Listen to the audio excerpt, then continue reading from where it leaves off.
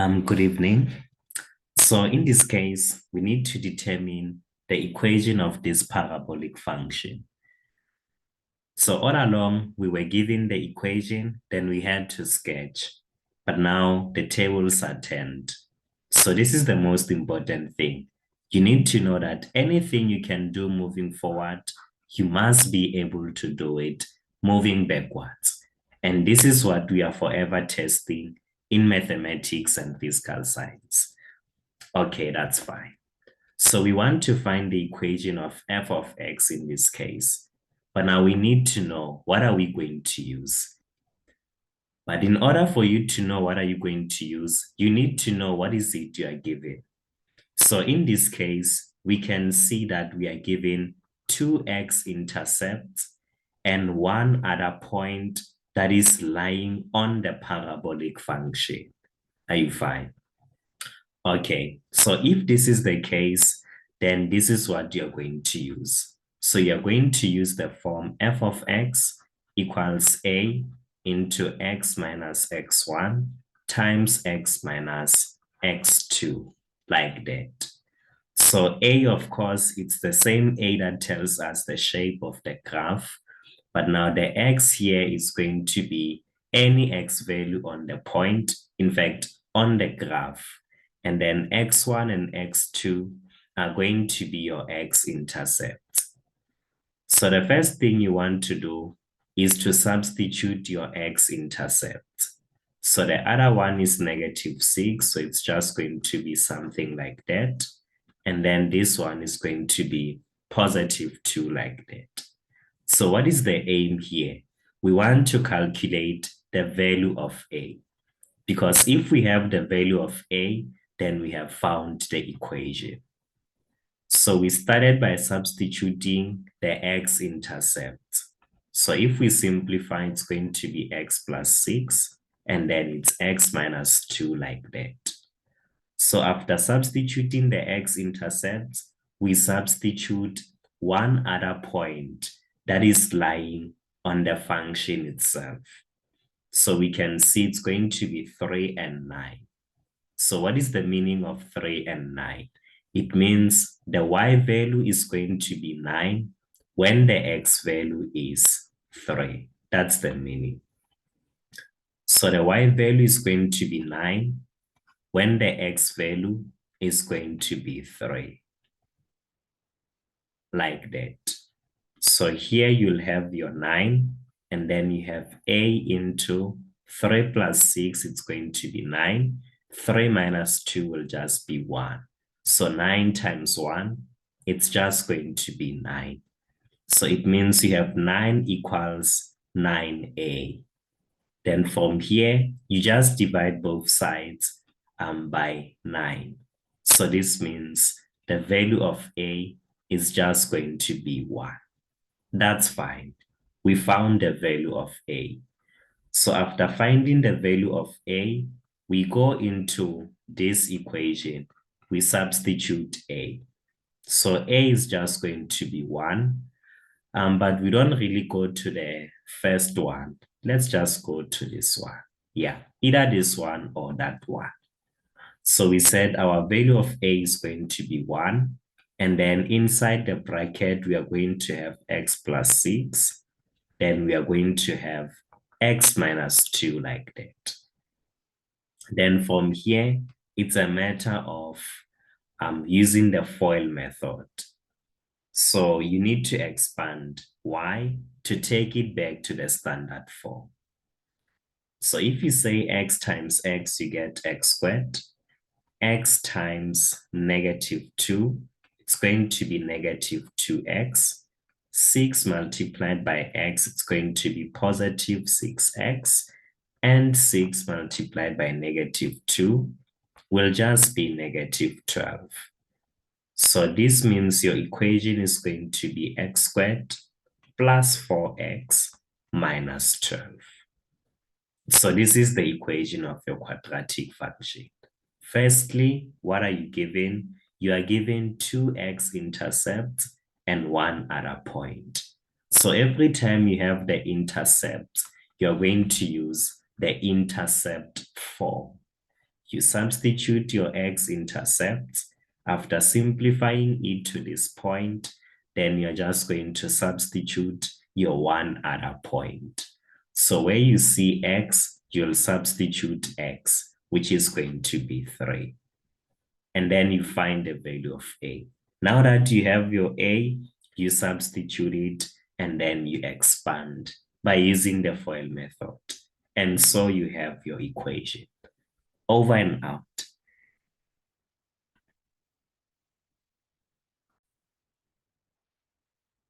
So even in this case, they're asking you to determine the equation of this function. So how do you do that? Firstly, you check, what are you given? So here you are given the turning point and one other point. So if this is the case, you must use the turning point form. So you'll say f of x equals a into x plus p all squared. Then you say plus q, like that. That's fine. Now from this point, you are still looking for the value of a. But now remember we said p is going to tell you the x coordinate of the turning point. But we said in order for you to get it, you used to say x plus p equals 0. Therefore, x equals negative p, right? So what you see here, it's not p, it's going to be negative p. So what is the value of p? Because this is going to be negative p. So you can simply say, yeah, you can simply say what? Okay, let's make it simple. Let's make it simple. How do we make it simple? If this p is negative here, when you take it inside, it's going to be positive. Simple enough. Because if you must find the x coordinate of the turning point, you are going to say x plus 2 equals 0, meaning your x is equal to negative 2. So if it's negative here, you put it as positive inside the square. But if it was positive, then you're going to make it to be negative when it comes inside the square. Yeah, I think that's fair enough. Then you say what? We said Q is going to be the y coordinate of the turning point. And if you look at this figure, then you can see that negative 16 is going to be the y coordinate of the turning point. So it was a matter of substituting your turning point, but you had to do something to this negative 2 because it's not exactly negative 2 when you put it inside the square. That's fine. So after substituting your turning point, then you're going to substitute one other point. Are you fine? So the one other point in this case, it's negative 7 and 9. So you'll just say the y value is going to be 9, where the x value is going to be negative 7. And then you must square the result like that. Then what do? You take the negative 16 to the left, it becomes positive 25. Then you say negative 7 plus 2, it's going to be negative 5. Negative 5 squared is going to be positive 25a, like that. Then from here, you simply divide both sides by 25. Then you realize that the value of a is going to be 1. So this means that the equation is going to be f of x equals 1 into x plus 2 all squared. Then you say minus 16. Of course, we can't write the 1 here. This is algebra. We don't have 1x. It's just x. So we can't have 1 times this whole thing. Come on. We are adults. So it's perfectly fine if you leave it here, but depending on what the question can ask you, sometimes it can be necessary to write it in standard form. So if that's the case, then you need to get rid of this bracket. You can decide to repeat the bracket twice. It's okay. and use the normal FOIL method. It's actually preferable that you do that so that you don't make mistakes. That's the whole point. So you say this one times that, you get x squared. You say this one times that one, you get positive 2x. Then you say this one times this one, you get positive 2x. And then you say this one times that one, you get positive 4. Of course, you still have your negative 16 there. So collecting your like terms, you're just going to have x squared plus 4x minus 12, like that.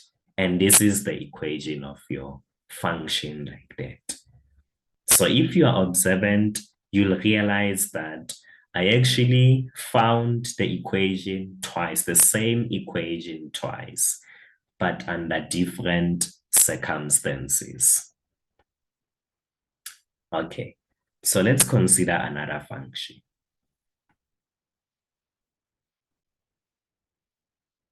So once again, we need to determine the equation here. So firstly, what are we given?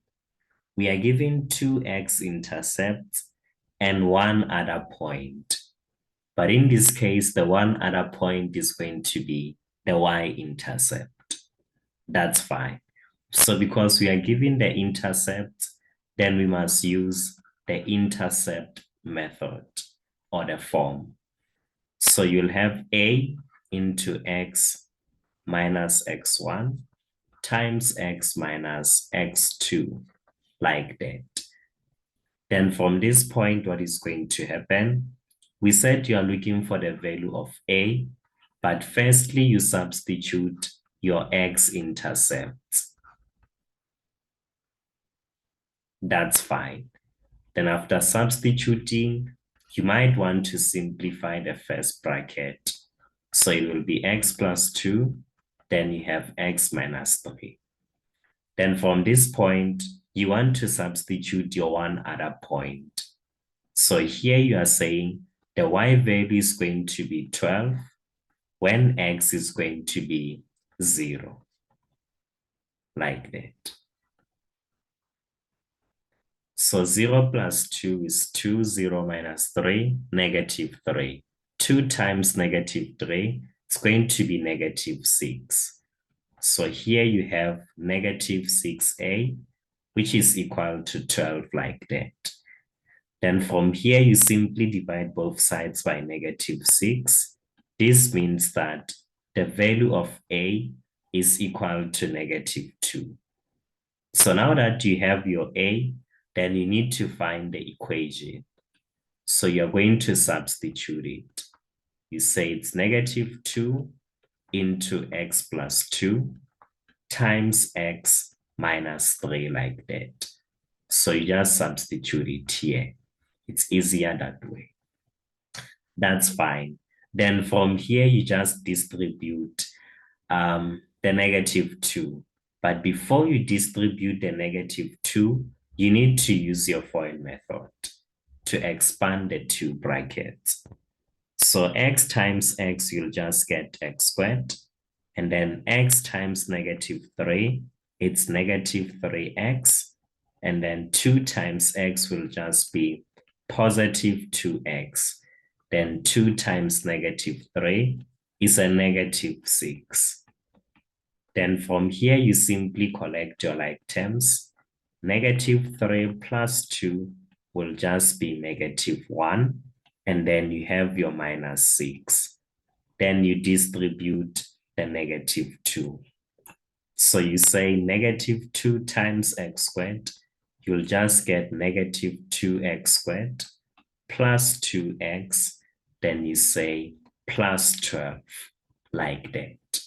And this is how you find the equation if you are given the intercept, the x-intercept, and one other point.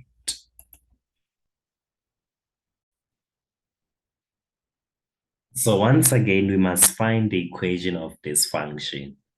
So what are we given? We are given the turning point as well as one other point on the function. So because we are given the turning point, then we must use the turning point form. So g of x equals a into x plus p all squared, and then we say plus q, like that. So we are saying we're still looking for the value of a. But what about the value of p? So we said we go to the x coordinate of the turning point in order to find p. And then we said if the x coordinate of the turning point is positive, then we just substitute it as negative half inside the square. And then we said q is the y coordinate of the turning point. So we get it straight from the turning point. It's going to be that much. So after substituting p as well as q, then we need to substitute the one other point on the function itself. So in this case, 4 and negative 12.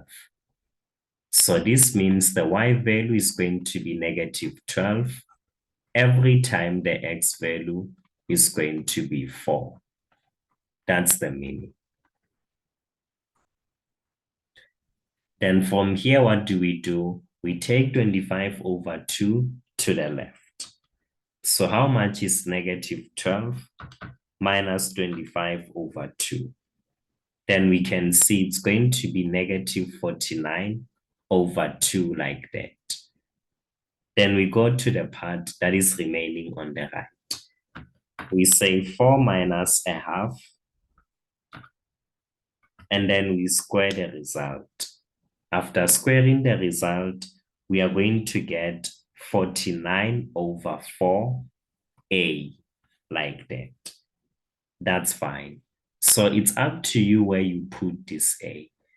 You can decide to put it here where I did, or you can decide to give it the numerator, but it can't go into the denominator. Sorry about that, about saying you can decide. Well, as much as you decide, but it can't go into the denominator. It's either it's in the numerator or you just put it there. Okay, that's fine. Then from this point, we need to solve for a. Well, it's up to you how you solve for a. You can either multiply both sides by the reciprocal of this, so that this thing multiplied by its reciprocal, you get 1. What is the reciprocal of 49 over 4? It's just going to be 4 over 49. That's the first thing you can do. If you don't multiply by the reciprocal, you can just cross multiply. Are you fine? But let's assume you started by multiplying by the reciprocal on both sides. So it's going to be how much? Here we have 49 over 2, and this is multiplied by 4 over 49. So if you multiply them, you're just going to get negative 2 as the final result. But if you wanted to cross multiply, it's going to be negative 49 over 2. And then here you have 49a, which is divided by 4. So for the purpose of multiplication, I'm just going to take the negative and give it to the numerator. So I want to cross multiply. I say negative 49 multiplied by 4. It's just going to be negative 188. Then from this point, I say, oh, sorry. I actually said negative 47. So negative 49 times 4, it's supposed to be negative 196. Then from here, you say 49 multiplied by 2, it's just going to be 98a, like that. Then from this point, you just divide both sides by 98. then you realize that the value of A is simply going to be -2 as well. So now you have the value of A. How do you proceed?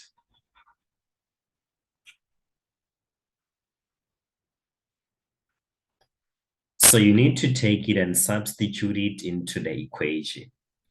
So you'll say your g of x is equal to -2 into x minus a half all squared, and then you say plus 25 over 2 like that. So it's perfectly fine if you leave it in this way, but if they want you to write it in standard form, then it means you must expand. You'll still keep your -2 there, and then here we understand that we must repeat the bracket twice. Then we still have plus 25 over 2 like that. That's fine. So x by x, we get x squared. X times -half, it's -half x. -half times x, it's -half x. -half times -half, it's +1 over 4, like that. Then we still have plus 25 over 2, like that. Then from here, we want to collect our like terms inside the bracket. So -half minus half will just be -1. And then we still have 1 over 4. And of course, this is added to 25 over 2. Then from here, we distribute the -2, sorry. So it's going to be this much plus 2x, and then you say minus what? 2 times a quarter, it's going to be half. Then you say plus 25 over 2. So what is going to be the result here? It's just going to be -2x squared, and then you say plus 2x, and then you say -half plus 25 over 2. It's going to be 24 over 2, which is going to be a +12, like that. And this is just going to be the equation of g of x. And then you are set. Over and out. Yes, so I think this brings us to the end of the video. Thank you so much for your time, for paying attention, and for choosing my video. So if you haven't subscribed, please do the thing, and don't forget to like this video as well. Okay, let's see you next time.